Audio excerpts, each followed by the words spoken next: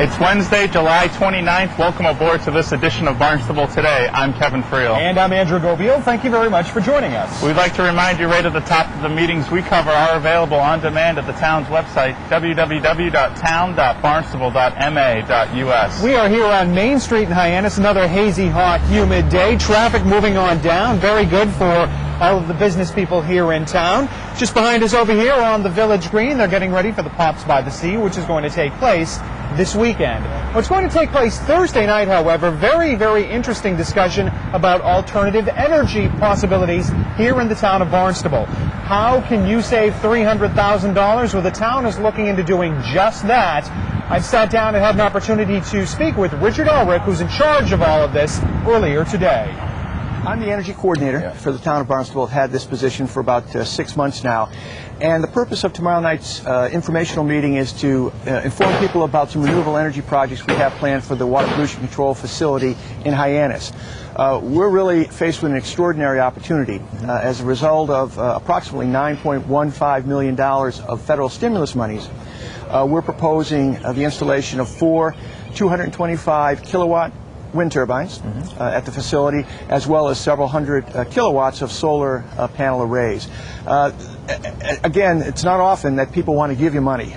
This is something obviously that's come down through the stimulus plan of President Obama. It's got economic development opportunities and of course renewable energy opportunities for the town of Barnstable. We know that this can succeed. But what you're trying to do right now is, with these funds coming in, persuade the rest of the town that, look, this is a viable option for us. Well, that's certainly one of our goals. There's no question about it. As a result of these projects at that facility, we're going to save up to $300,000 in energy costs every year. Wow. As well as reducing about 1,700 tons of greenhouse gas emissions will be eliminated as well. Projects like this are occurring all over the Commonwealth.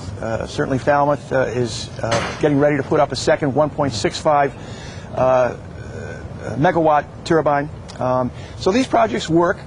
This will be the first municipal project of this type here in Barnstable. Country Garden has a 100 kilowatt turbine that at the moment is eliminating all of their energy costs as a result of it, and of course producing its energy with no fuel costs and no pollution resulting as well. So yes, we do hope that this will be the first of many in the town, and naturally, since we're not putting any upfront money or minimal upfront money for this project, the business plan isn't nearly as important as it would be if we were putting up the majority of the money. But particularly now, with passage of the Green Communities Act, which occurred last summer, the business plans, particularly for wind turbines, make excellent sense. The payback period now for particularly the larger ones is less than 10 years in many cases. Solar is a little bit more challenging. The payback, here?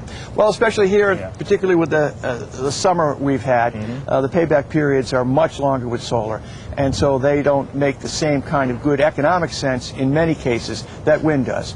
So wind is really the future, and if our goal is, and I think it is with our reduced revenue stream, reducing energy costs, and providing an opportunity. This is especially important for the ratepayers of the Hyannis facility.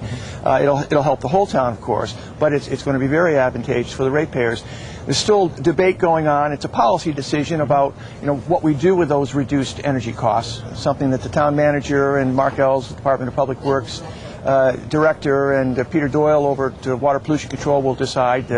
We could use the savings towards more capital improvements, renewable energy capital improvements. We could stabilize the ratepayers' energy costs, a variety of different things, and that decision hasn't been made yet. But that's Thursday night.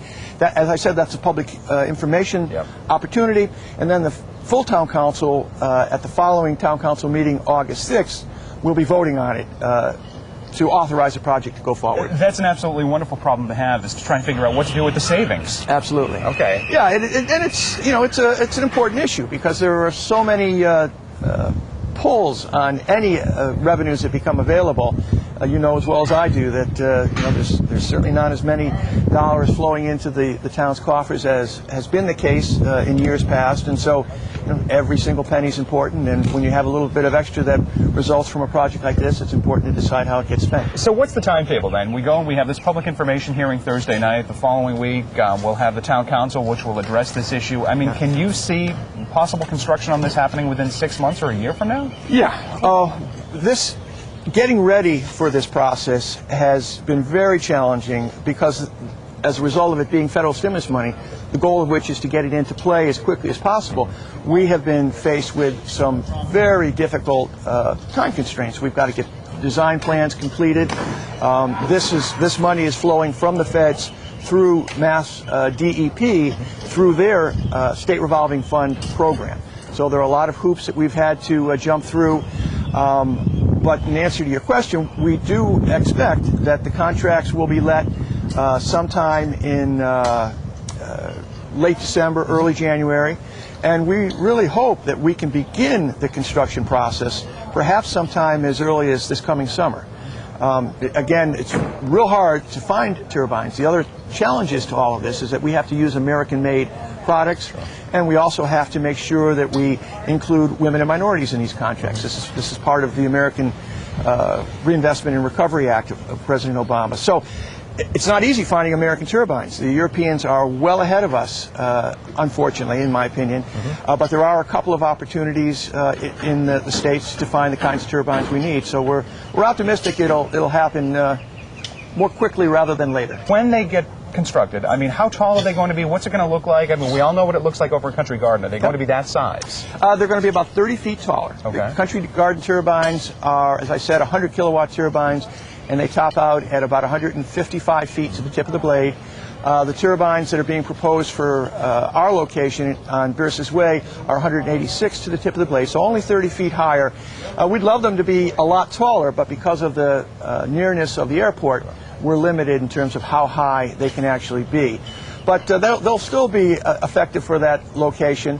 As I said, there'll be 4 of them, and they'll be spaced along the filtration beds that are there.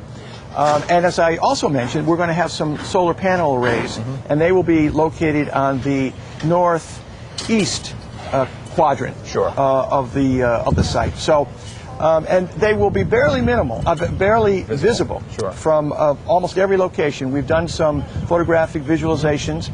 We took a picture from the Bobby Burns parking lot, from the Stop and Shop parking lot to the north, from Beth Lane to the west, and then from the corner of Independence Road and Corporation Road.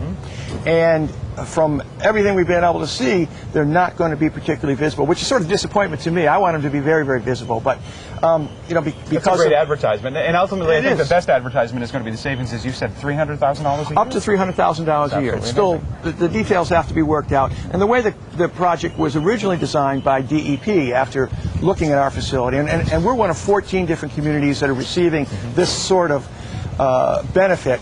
But they set the amount first, and then they did an initial energy audit on that facility and determined originally that we were going to get 1,000 kilowatts of solar and only 100 kilowatts, or basically 1 turbine.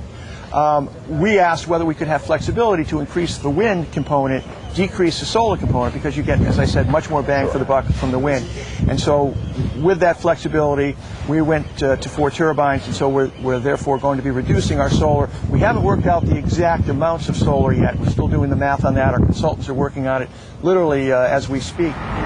Again, Richard Elrick will be conducting that meeting tomorrow night. That's Thursday, July 30th, here in the Town Hall hearing room right in Hyannis. For Kevin Friel, I'm Andrew Gobiel. Thank you very much for joining us here on Barnstable Today. Have a wonderful night.